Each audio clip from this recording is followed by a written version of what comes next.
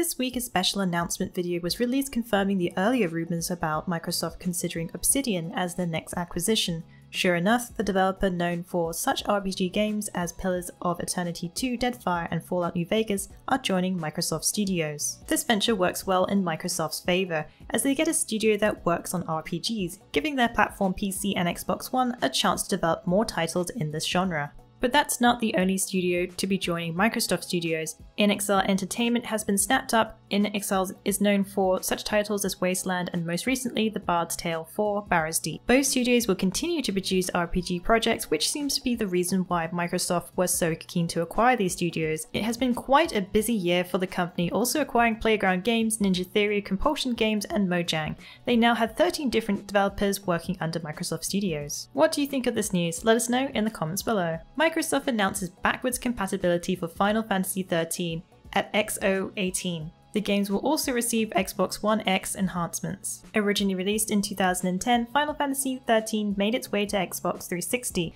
featuring Lightning, its female lead, and adding new innovations to Final Fantasy combat system known as Paradigm, allowing players to change their strategies even mid-fight. At XIII Microsoft Xbox One Showcase, they announced all 3 Final Fantasy XIII games would be backwards compatible for Xbox One, meaning if you still own the original disc, it will be now playable on Xbox One. If you don't own a physical copy, you can still play the trilogy by downloading it from the Microsoft Store. Capcom's Monster Hunter movie is well underway, with production having started in September. New details reveal that it will include characters and monsters from the franchise other games, such as Monster Hunter World. This means the movie could very well feature such beasts as the infamous Deviljho and even Kolv Taroth. The story is to be set in both the real world and fantasy worlds. Paul W.S. Anderson, the producer of the movie, shares that he's been a fan of the franchise for quite some time, and for him, this is a passion project. While not much detail has been shared about the storyline, Anderson does reveal some of the characters that will be involved. There's the handler, Admiral Aiden, Aiden's handler. We wanted Palico. He went on to say some of the leading characters will be fresh characters, but that's a reflection of what the video game is. It's definitely a movie that is firmly and fully entrenched in the world of the video game. The Monster Hunter movie is currently in production with no release date announced yet. PlayStation announced the release date for upcoming indie racing adventure Desert Child. This hoverbike retro-inspired game with RPG elements will be launching on December 11th. The interplanetary title, developed by Oscar Britton and produced by Akapura Games, will finally be releasing this December, combining the RPG genre with racing. This unique game uses retro pixel aesthetics and is complemented with a fitting soundtrack to go with it.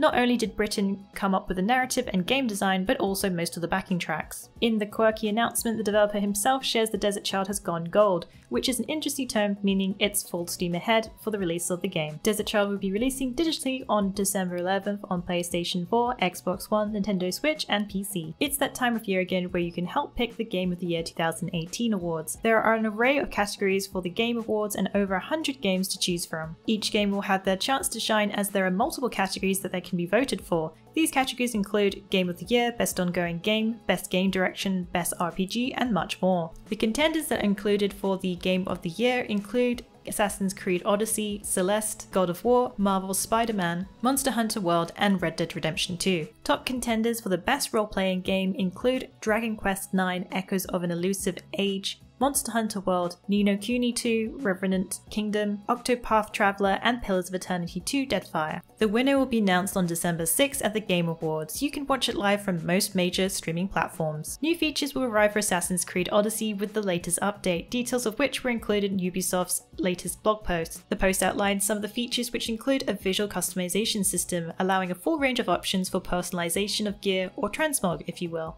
The new system will let players choose their weapons, armor and gear to suit their preferred look without affecting the actual stats of their armor. Players will be able to access this through their inventory. Not only will you be able to change your style of gear, but even the armor or weapons you've chosen to sell will be collected as a look. The Assassin's Creed Odyssey update went live earlier this week. While many fans of the Fallout franchise emerged from their vaults for the launch of Fallout 76, West Virginia wanted to make it official with an actual reclamation day for their state. Yes, that's right, West Virginia now recognizes November 14th as Reclamation Day. Due to the spotlight the game has given West Virginia being based on the actual state, As a thank you, the day is now real. While I don't think it will be a national holiday or anything, it is still quite amazing that it is a recognised day. The proclamation made by the state outlines what Fallout 76 has done for the state, helping with tourism since the game heavily features real places of West Virginia. In the first time in its 24-year history, Sony has decided to skip E3 2019, deciding to neither attend or hold their own press conference at the next E3. In a statement via Game Informer, Sony revealed that they will neither activate or hold a press conference around E3.